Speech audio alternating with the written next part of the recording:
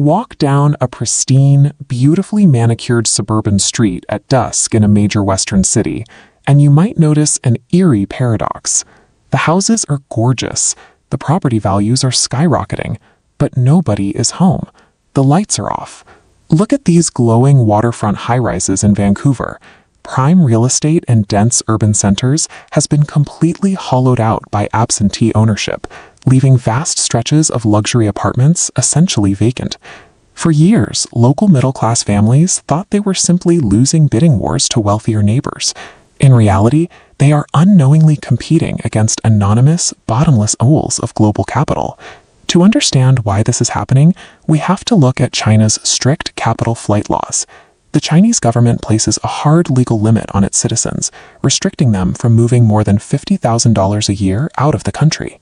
That local housing affordability crisis is a direct symptom of a massive shadow operation to bypass those foreign capital controls at any cost. Investigators call the historical blueprint for the shadow economy the Vancouver model, and it explicitly links regional real estate inflation to the global narcotics trade. This evidence table shows the raw, physical origin of that money. Triad-linked criminal networks smuggle precursor chemicals for drugs like fentanyl into North America, generating mountains of illicit street cash.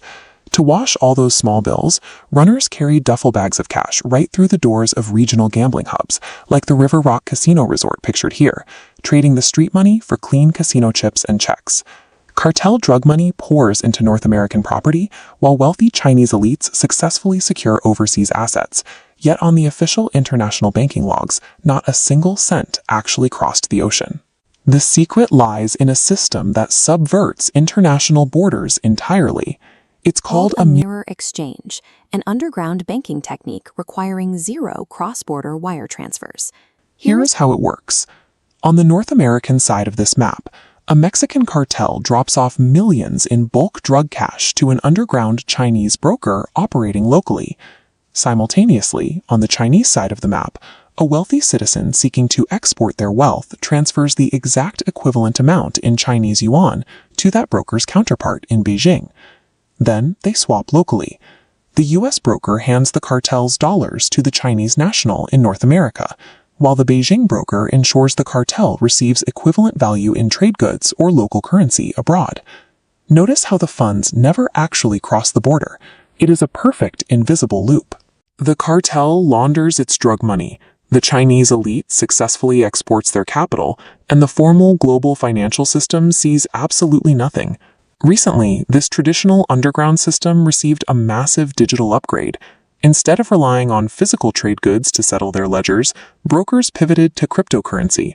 They now coordinate these mirror exchanges on guarantee platforms, massive, unregulated escrow marketplaces operating right out of Telegram chats, going by names like Fei-Chien, Todo, and Xinbi. Functioning as a shadow banking infrastructure with zero regulatory oversight, these platforms use stablecoins like Tether to process tens of billions of dollars instantly. But that brings us back to your local neighborhood. How exactly does laundered digital crypto turn into a physical deed for a house? The brokers deploy what are known as straw buyers, proxy purchasers, often students, homemakers, or retirees with no stated income, are used to buy multi-million-dollar homes entirely in cash. That final signature at the closing table completes the cycle. The real estate transaction completely severs the digital paper trail, transmuting toxic drug proceeds into clean, legally protected Western assets. Western authorities have caught on, launching international crackdowns and successfully sanctioning and banning massive platforms like Fei-Chien and Todo from Telegram. But this triggered a Hydra effect. When targeted, the underlying networks didn't collapse. They simply mutated, rebranded, and migrated to entirely new encrypted platforms. Take Xinbi, for example. It dodged the bans completely by launching its own proprietary payment app. Since the crackdown, its transaction volume actually doubled, processing nearly $18 billion. These networks have evolved far past informal underground brokers. They are a highly adaptable, multi-billion-dollar digital empire that easily outpaces international law enforcement. Zooming out to the macroeconomic reality, these illicit networks have moved beyond simply bypassing the financial system to effectively overriding the traditional property market. Housing prices in these target cities are no longer dictated by regional wages or standard supply and demand. They are driven by the global underworld's desperate need for an untraceable bank account. This shift has priced an entire generation of middle-class citizens out of homeownership, outbidding them with a shadow economy they didn't even know existed.